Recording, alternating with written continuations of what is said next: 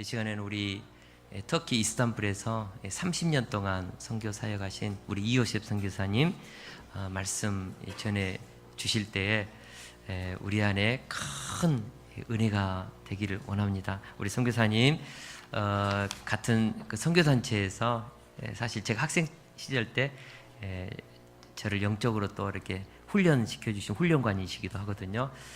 이번에 그 협성 신학교입니까? 국제신학교 THD 그 박사 학위 받으러 나오셨습니다. 굉장히 희귀 논문을 쓰셨어요. 네스토리우스 학파가 네스토리우스가 무슬림에 끼치는 영향력이라는 제목으로 참 학위를 받으셨는데 나중에 이제 때가 되면 한번 오셔서 특강도 해주시면 좋겠습니다. 오늘 말씀 선포하실 때 우리에게 큰 은혜가 되기를 원합니다. 나올 때 우리 격려의 박수 한번 드렸으면 좋겠습니다.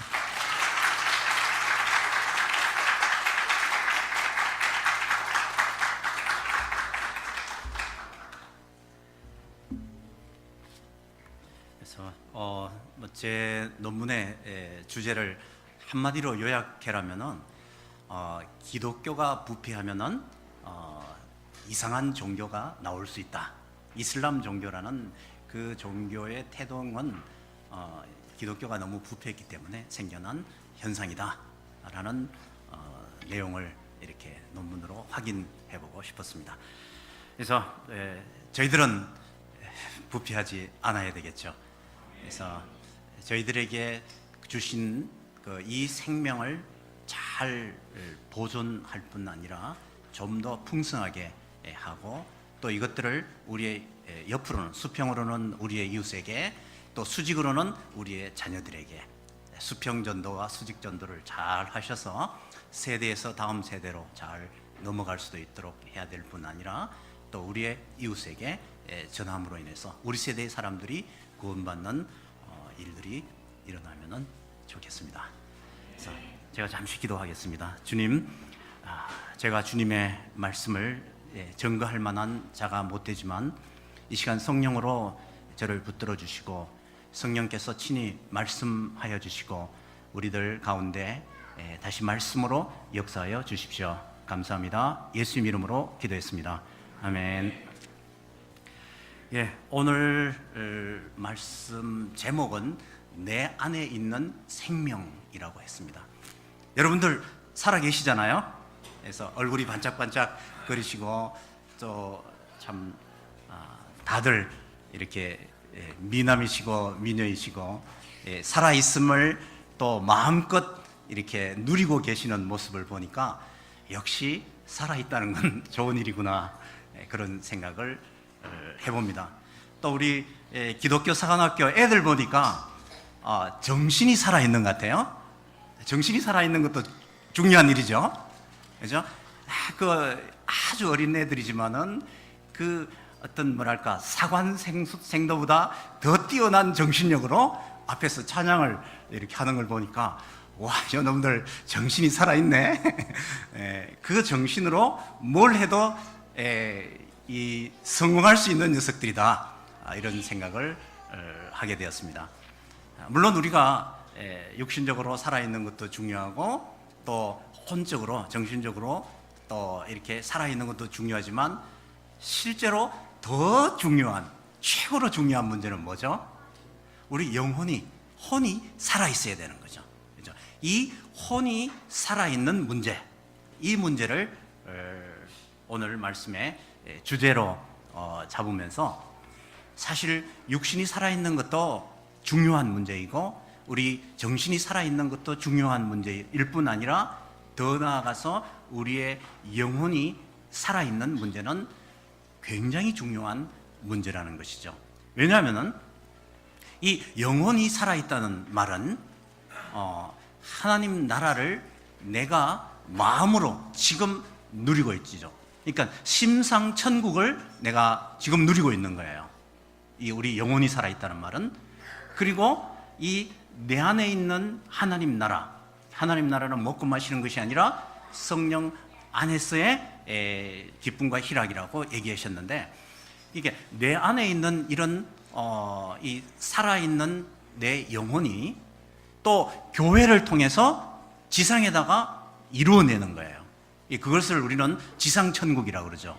이게 천년왕국 이런 것보다는 우리는 오늘날 내가 살아있는 영혼을 소유하면서 내 안에 있는 이 심상천국, 내만 누리는 것이 아니라 우리 함께 힘을 합쳐서 지상천국을 만들어내는 일, 이게 교회가 하는 역할인 것 같아요.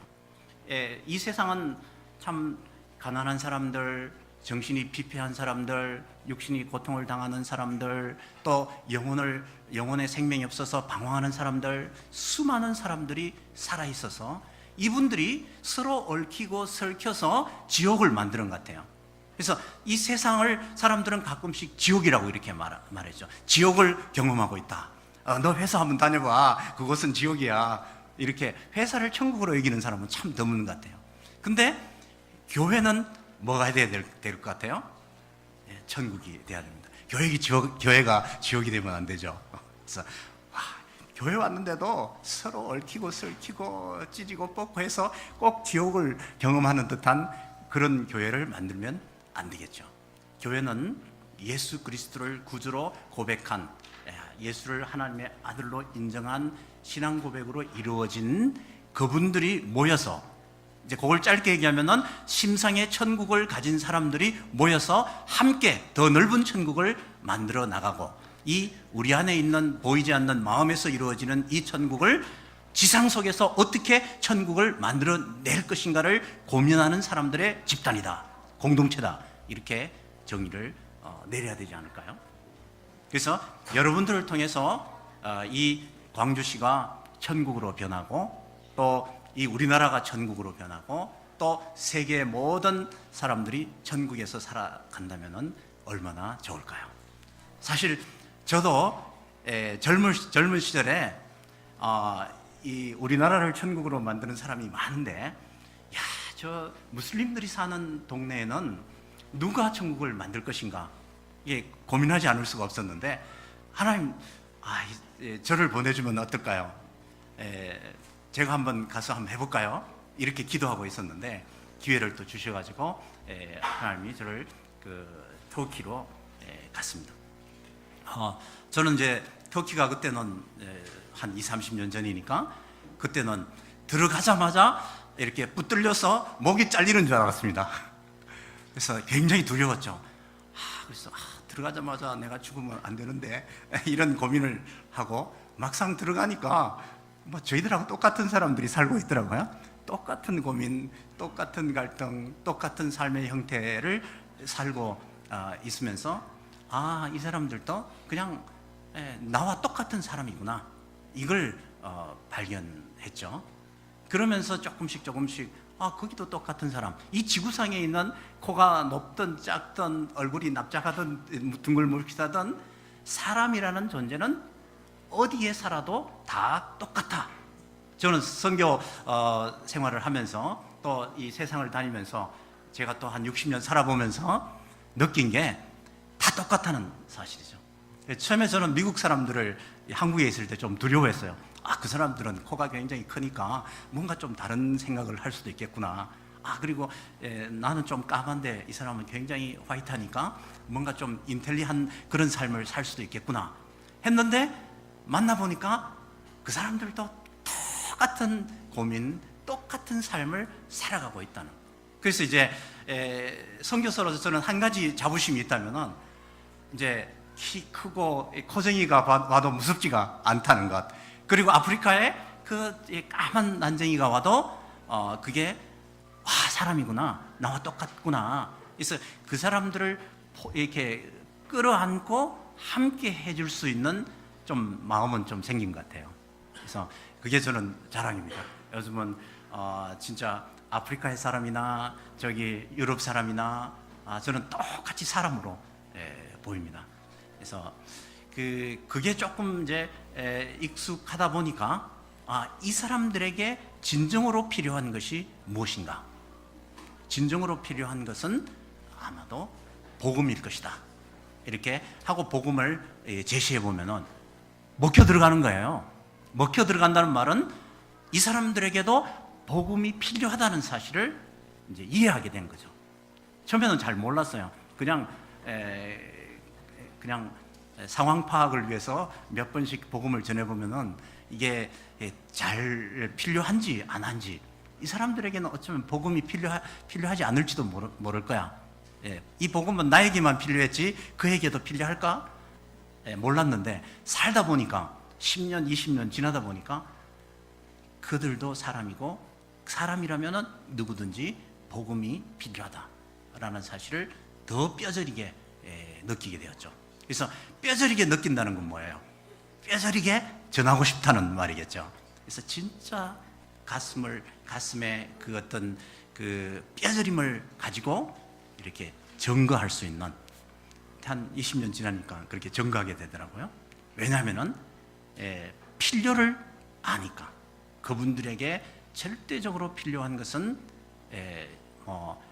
잘 사는 것도 아니고, 그 사람들에게 치유되는 것도 필요하지만 그보다 더 본질적인 문제들, 그 사람들의 삶이 좀 업그레이드 되는 문제들, 웰빙의 문제들을 떠나서 진정으로 필요한 것은 모든 인류, 모든 지금 존재하고 있는, 또 존재했던, 존재하고 있을 모든 사람이라는 것은 복음이 필요하다. 그렇죠? 이 복음을 오늘은 핵심적으로 아주 간단하게 내 안에 있는 이 복음, 내 안에 있는 이 생명을 잠시 나눠보고 싶습니다. 이런 문제는 솔직히 하도 많이 들어서 너무나 잘 아는 문제이기도 하지만은 다시 한번 이렇게 본질적인 문제로 돌아가면은 좋겠습니다. 그래서 여러분들이 이 복음을 알았고 또 영접했기에 여기에 앉아 있다고 생각합니다. 그런데 이런 복음을, 이런 생명을 어떻게 알았고 또 수용했고 또 믿어졌는지 이렇게 곰곰이 한번 생각해 본 적이 있습니까? 그건 하나님이 나에게 일방적인 은혜로 나에게 성령께서 강권하셔서 저를 변화시켰다, 이렇게 한마디로 표현해 낼 수 있지만은, 또 한편으로 더 깊은 문제로 들어가다 보면은 성경을 읽었고 그 내용을 지적으로 이제 알았고, 지적으로 알고 난 뒤에 그것을 동의했고, 동의한 내용이 가슴으로 뼈저리게 느꼈고, 또 그것을 이성적으로 받아들임으로 인하여서 이렇게 이제 그걸 이제 우리는 로마서에서 바울은 믿음으로 이렇게 의에 이르고 입의 순종을, 입의 고백을 통해서 구원에 이르렀다, 이렇게 표현을 했는데, 사실은 여러분들은 그런 이렇게 그 스텝을 통해서 예수를 믿은 거예요. 이 예수를 믿음으로 인해서 생겨난 것은 바로 오늘 본문에서 요한복음 1장 4절에서 제시했듯이 그 안에 생명이 있었으니 이 생명은 사람들의 빛이라, 이 생명은 사람들의 빛이라, 이렇게보다도 이 요셉의 빛이라, 이렇게 내 자신을 넣어도 되겠죠. 사실 그 안에라는 말은 예수님 안에라는 뜻이고, 예수님 안에 이 생명이 있었다는 거예요. 예수님은 생명 자신이었죠. 요한복음 14장 4절에 보면은 예수가 나는 길이요 진리요 생명이라, 이렇게 자신을 얘기했는데, 왜냐하면 생명 자체시니까. 그 생명 자체, 여기에서 이 생명이라고 하는 단어를 좀 더 분석해 보면은 영적인 영혼의 생명이다, 이렇게 풀이해 볼 수 있습니다. 우리가 가지고 있는 우리 육체적 생명과 정신이 살아있다고 했을 때 그 생명, 그 문제보다도 영혼의 생명이다, 이렇게 할 수 있어요. 그걸 이제 조회라고 부르고 있죠. 조회. 우리가 우리가 일반적으로 얘기하는 생명은 비오스, 바이오, 바이오라는 말이 있잖아요. 그걸 이제 비오스 이렇게 표현하는데, 우리 이 비오스라는 단어를 안 쓰고 바이오라는 단어를 안 쓰고 조회라는 단어를 씀으로 인해서 이 비오스의 생명과는 약간 차원이 다른 하나님만이 가지고 있는 본질적인 생명, 그 생명의 원천, 이렇게 얘기할 수가 있는 거죠. 이 생명의 그 자체이신 하나님의 그 생명을 예수님이 가졌다는 거예요. 예수님이 가졌고 우리가 그 예수님을 믿음으로 말미암아 어떻게 되는 거죠? 예수님을 우리의 마음으로 받아들이는 거죠. 이게 우리 마음으로 받아들인다는 말은 이제 내가 가지고 있는 이 비오스적인 이 생명은 이제 한계적이고 어느 날 없어질 수도 있고 또 사라질 수도 있지만은 내 안에 내가 마음으로 믿어서 받아들인 그 원천적인 본질적인 그 생명, 하나님만이 가질 수 있는 그 생명을 내가 가진 거예요. 그러니까 어떻게 됩니까? 영원히 사는 거죠. 왜냐하면 하나님은 영원하신 분이시고 영원한 생명을 가지고 계신 그 영원한 생명의 본체이신 그 하나님을 우리가 받아들이기는 어렵지만은 그 받아들일 수 있도록 우리 하나님이 예수 그리스도를 보내시고 그 예수 그리스도 안에 있는 그 생명을 우리가 마음으로 받아들임으로 우리 속에는 하나님의 생명, 영원한 생명, 쉽게 얘기하면 영생이 우리 속에 있는 거예요. 그래서 우리는 영생을 소유한 존재라는 것이죠. 그래서 이 영생을 소유한 존재는 어떻게 됩니까? 나중에 물론 우리가 성령 안에서 예수님을 믿으면 심상천국이 이루어지고 또 우리 교회를 통해서 지상에서 천국을 만들어 주면은 지상천국이 이루어지지만은 또 우리에게 있는 이 영원한 생명은 뭘 또 우리에게 선물해 주죠? 천상천국이라는 천국을 선물해 줘요. 그래서 우리는 죽어도 천상에 있는 이 땅에 있는 시시한 가짜 천국이 아니라 진짜 천국인 천상에 있는 천국을 우리는 경험하게 될 거예요. 왜냐? 내게 있는 영원한 생명으로 인하여서. 그래서 우리는 지상에 있는 심상에 있는 내 개인에게 있는 심상에 있는 천국을 지금 마음껏 누리면서 살아가야 돼요. 이 생명의 존재라는 것은 누림이니까 마음껏 누리면서 살아야 되고 또 우리는 내가 누릴 뿐만 아니라 이 내게 있는 이 생명, 이 심상에 있는 천국들을 좀 더 확장시켜내는 일에 지상 천국을 만들어내는 일에 우리가 쓰임을 받아야 되고 또 우리 자신은 우리 모든 그리스도 안에서의 형제 자매들은 천상에서 영원히 하나님과 함께 그 천상의 천국의 하나님 나라의 그 위대함을 누리면서 살아가게 되는 거죠. 그래서 저는 여러분들에게 예수 그리스도 그 안에 있는 생명으로 말미암아 심상 천국도 누리시고 또 여러분들이 노력해서 지상 천국도 만들어내시고 광주가 천국이 되게 하시고 또 우리 가정이 천국이 되게 하시고 또 천상 천국도 마음껏 영원히 누릴 수 있는 복된 삶을 살기를 주의 이름으로 축원합니다. 예. 근데 우리가 이 생명 대신 그 안에 있는 이 생명을 우리가 믿음으로 우리 마음으로 받아들이잖아요. 그럼 우리 마음은 어떻게 될까요?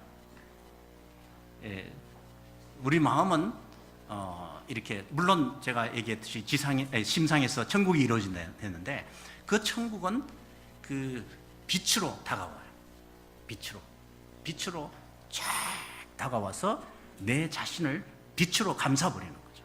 저는 그것을 젊은 시절에 경험했습니다. 그래서 예수를 이렇게 믿었을 때 내 안에 일어나는 그 참 생명으로 가득한 빛들로 인해서 제가 너무나 당황이 되었죠. 그래서 당황이 돼서 이런 일들이 도대체 어떻게 일어날 수 있는지 놀랐습니다. 제 그 젊은 시절, 대학 시절의 고민은 인생이 너무 참 무가치하다. 이 존재가 너무나 가벼운 거예요. 이 존재하고 있다는 게 자체가 너무나 이렇게 의미 없고 가볍고 또 답답하고 그 어떻게 살아야 될지도 모르겠고 그러니까 이제 그런 혼돈 속에 들어가면은 그냥 하루 종일 누워가지고 움직이기 싫어하는 이게 그걸 이제 뭐랄까 허무에 빠졌다 이렇게 사람들은 표현하는데, 아무튼 그런 어떤 절망과 허무에 빠져서 젊은 시절을 참 허송세월했던 시간이 많았습니다. 근데 머리는 좋았는지 공부는 좀 잘했습니다. 왜냐하면은 그냥 누워서 한 하루나 이틀 있어 보세요. 그 굉장히 지겨운 일이잖아요. 그러니까 심심한데 책이나 보지 뭐. 그래서 책을 보다 보니까 책 읽기를 좋아했는데, 책을 읽다 보니까 이게 의문이 계속 생기니까, 그래서 제 자신이 깊은 절망에 빠져 있다는 사실을 제 스스로 이해를 했을 때, 누군가가 성령님께서 하나님의 도우심으로 누군가가 저에게 와서 성경을 읽어보시면 좋겠다고. 제가 성경을 한 3개월 정도 열심히 읽었습니다. 열심히 읽었는데 저를 이제 굉장히 자극한 내용이 이 요한복음 1장 4절, 오늘 본문 말씀입니다. 그래서 이것은 제 마음속에 새겨진 말씀이다, 이렇게 보면 되죠. 그러다가 이제 창세기를 읽었는데, 창세기 이제 뭐 읽기도 하고 이제 성경을 나누었는데, 창세기에서 하나님이 천지를 창조하실 때 최고 먼저 하신 말씀이 기억나시나요? 첫날 뭘 하셨어요? 하나님이 빛이 있으라 이렇게 했잖아요. 근데 제가 어느 날 5세기, 14세기, 15세기의 어떤 신학자들의 이렇게 글을 읽고 있는데, 이분은 뭐라고 되어 있냐면은, 하나님이 첫째 날에 빛이 있으라 했을 때 이 지구는 그 빛으로 지구는 너무나 캄캄한 그런 어둠 속에 갇혀 있었잖아요. 그래서 빛이 있으라 해서 빛이 있었는데, 그 순간이 빛이 있으라 해서 있게 된 그 순간은 얼마일까? 그걸 수학적으로 계산하신 분들이 있더라고요. 14세기 때. 그게 맞는지 안 맞는지는 모르지만은, 저도 전자공학을 전공했기 때문에 수학에 대해서 오랫동안 수학 선생님을 했기 때문에 관심이 있었는데, 아무튼 10의 마이너스 38초라고, 마이너스 38초 안에 이 지구가 빛으로 가득해 버린 거예요. 그러니까 뭐 0.381 이렇게 해가지고 빛이 있었는데, 그때 이 어둠은 폭발했을 것이다, 이런 내용이 있어요. 어둠이 폭발했다, 이런 거죠. 근데 그 폭발했다는 단어를 보는 순간에 어떤 생각이 들었냐면은, 이거 오늘날 과학자들이 빅뱅 이론으로 증명한 내용인데, 이런, 벌써 오늘날 20세기니까 한 600년 전에 어떤 신학자가 그 글을 썼어요. 그러니까 그분은 600년 전에 빅뱅 이론을 만들어낸 거죠. 그래서 그 짙은 어둠 속에 하나님의 빛이 들어갔을 때 이 우주는 폭발을 해버리는 그런 현상이 일어나서, 그 우주 속에, 어둠 속에 빛이 이제 존재하게 되었고, 이것을 이제 빛과 어둠을 나눠서 낮이라고 밤이라고 했는데, 실은 이 빛은 넷째 날 만들어진 이 해와 달을 통해서 이루어지는 빛하고는 조금 다른 개념이겠죠. 첫째 날 만들었으니까. 그래서 이 넷째 날 해와 달을 통해서 이루어진, 해와 달과 별을 통해서 이루어진 이 빛은 사실 어떤 물리적인 빛이라고 한다면은, 첫째 날 빛이 있으라라고 했을 때 그 빛은 물리적인 것을 떠나서 하나의 이 지구를 만들어낼 수 있는 하나의 힘이 되겠죠. 그 빛이 오늘날 우리가 읽고 있는 본문의 빛과 같은 빛이지 않을까, 저는 생각해 봅니다. 그 안에 생명이 있었으니 이 생명은 사람들의 빛이라. 사람들의 빛이다. 첫째 날 하나님이 빛을 만드신 이유는 뭘까요? 그것은 이 무질서하게 흩어져 있는 이 우주를 질서정연하게 만들고, 질서정연한 이 우주 속에서 그리고 그 생명으로 채워지고, 생명으로 채워진 그 생명들을 통해서 생명들의 나눔이 있게 함으로 인하여서 그 나눔을 통한 절대적 행복을 누리게 하는 그 이유 때문에 하나님은 천지를 창조하셨고 창조를 하시기 전에 빛을 창조하셔서 그 일들을 이루어 나가셨죠. 그러면은 예수 그리스도의 생명, 그 안에 예수 안에 있는 이 생명이 우리에게 들어와서 우리들의 나의 빛이 되어지는데, 이 빛이 내 안에서 뭘 할까요? 그 빛은 창조의 역사를 이루어내시죠. 첫째 날 천지 창조를 하셨을 때 그 하나님의 빛이 천지를 창조하는 일을 하는 에너지, 힘으로 나타났다면, 질서를 세우는데 힘으로 나타났고, 그것에다가 생명체로 세우는 일에 힘으로 나타났고, 서로 나누는 일에 힘으로 나타났다면, 오늘날 예수 그리스도를 통하여 우리에게 죄로 완전히 무질서하게 되어버리고, 죄로 인해서 짙은 어둠에 깔려있는 우리 인생들에게 예수님이 가지고 계신 그 생명을 가지고 우리들에게 빛으로 나타났는데, 그 빛으로 예수님은 하시고자 하시는 일이 분명하죠. 아, 예수님은 우리에게 질서를 세우기를 원하시는구나. 아, 예수님은 우리의 삶을 채우기를 원하시는구나. 아, 채워진 이 우리의 삶이, 우리의 생명이 그것을 통해서 서로 간의 교제를 통해서 나눔이 이루어지게 하는구나. 그 나눔을 통해서 우리를 천국의 세계로 우리를 이끌려고 하시는구나.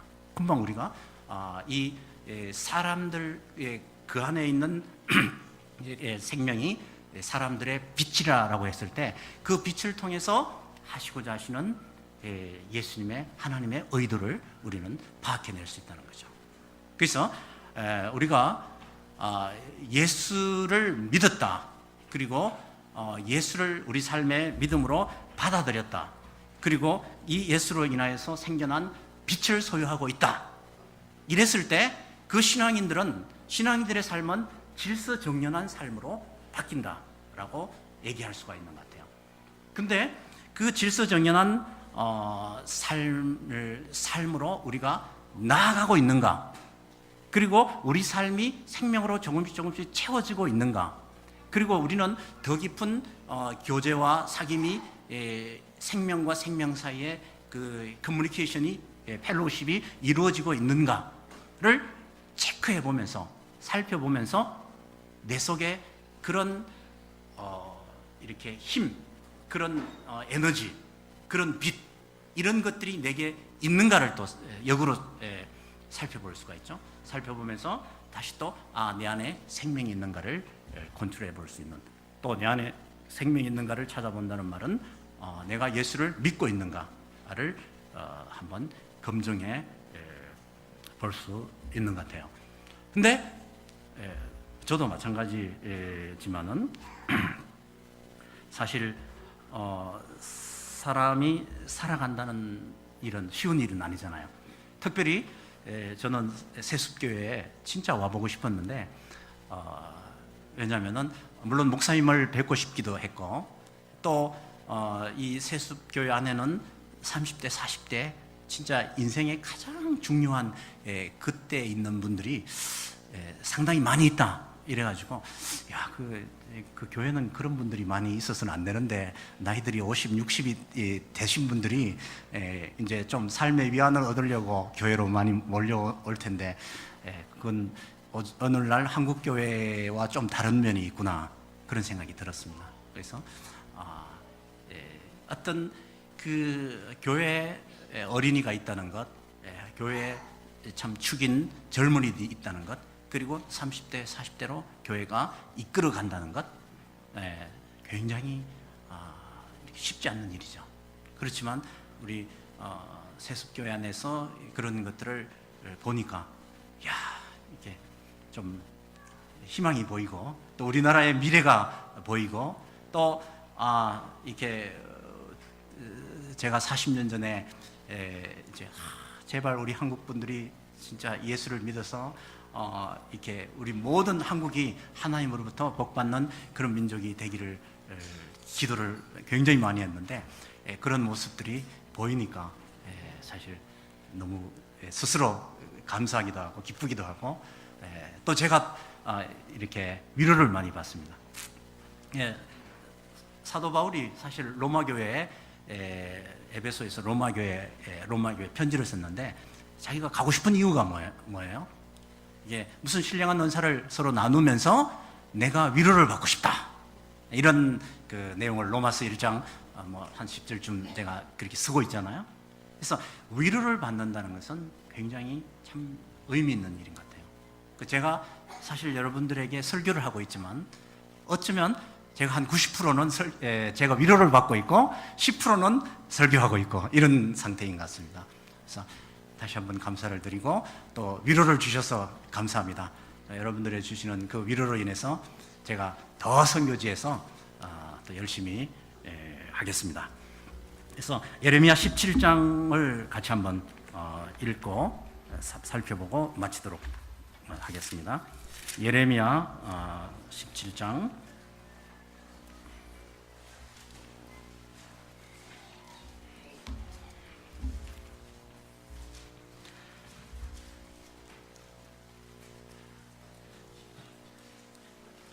목사님 저기 이 근처에 시계가 없어가지고 제가 얼마나 했는지를 모르겠어요. 한 10분 했는 것 같은데 언제까지 끝내면 됩니까? 그 뒤에 시기가 있네요. 5분만 하겠습니다. 17장 예레미야 17장 5절부터 11절까지 제가 대표로 한번 읽어보겠습니다. 제가 읽는 대로 눈으로 같이 따라오시면 좋겠네요. 여호와께서 이와 같이 말씀하시니라. 무릇 사람을 믿으며 육신으로 그의 힘을 삼고 마음이 여호와에게서 떠난 그 사람은 저주를 받을 것이라. 그는 사막의 떨기나무 같아서 좋은 일이 오는 것을 보지 못하고 광야 간조한 곳 근근한 곳 사람이 살지 않는 땅에 살리라. 그러나 무릇 여호와를 의지하며 여호와를 의뢰하는 그 사람은 복을 받을 것이라. 그는 물가에 심어진 나무가 그 뿌리를 강변에 뻗치고 더위가 올지라도 두려워하지 아니하며 그 입이 청청하며 가무는 해에도 걱정이 없고 결실이 거치지 아니함 같으리라. 만물보다 거짓되고 심히 부패한 것은 마음이라. 누가 능히 이를 알려마는 나 여호와는 심장을 살피며 폐부를 시험하고 각각 그의 행위와 그의 행실대로 보응하나니 불의로 치부하는 자는 자고새가 낳지 아니한 알을 품음 같아서 그의 중년에 그것이 떠나겠고 마침내 어리석은 자가 되리라. 아멘. 그래서 마지막에 재미있는 표현이 있네요. 불의로 치부하는 자는 자고새가 낳지 아니한 알을 품음 같아서 그의 중년에 그것이 떠나겠고 마침내 어리석은 자가 되리라. 이 자고새는 아마도 우리나라에 없는 새이긴 한데 우리나라에는 비슷한 새가 그 떼까치라고 그렇게 얘기를 하죠. 이제 이 떼까치가 나중에 알을 품어서 이렇게 이제 새끼들이 그 알에서 튀어나오는 그 순간에 이렇게 보니까 자기 새끼들이 아니고 전부 뻐꾸기 새끼만 이제 태어나는 거예요. 그래서 자기와는 전혀 관계없는 엉뚱한 이렇게 아들을 자기가 낳은 거예요. 그래서 결론이 좋아야 되는데 결론이 뻐꾸기가 돼버리면 까치가 돼야 되는데 뻐꾸기가 돼버리면은 곤란하잖아요. 그래서 그 중년에 그것이 떠나겠고 이렇게 어느 결론이 되었을 때 우리 인생을 어느 정도 마무리했을 때 내가 잘못 살았구나. 우리 아들 녀석이 태어나야 되는데 이 알에서 왜 뻐꾸기가 태어나야 되지? 하고 놀라는 날이 오지 않도록 스스로를 점검해야 되지 않을까 싶습니다. 그래서 내 속에 예수 그리스도의 생명으로 내가 채워져 있는가? 내 속에 이 심상천국이 이루어져 있는가? 또 내가 이루어진 이 심상천국을 내가 좀 더 지상에다가 행동으로 나타내고 있는가? 그리고 내 속에 있는 이 생명의 빛이 나를 감싸고 있고 이 영원한 생명이 나를 천상까지 끌어올릴 수 있는가를 항상 점검함으로 뻐꾸기 새끼를 이렇게 낳지 않는 여러분들이 되기를 축원합니다.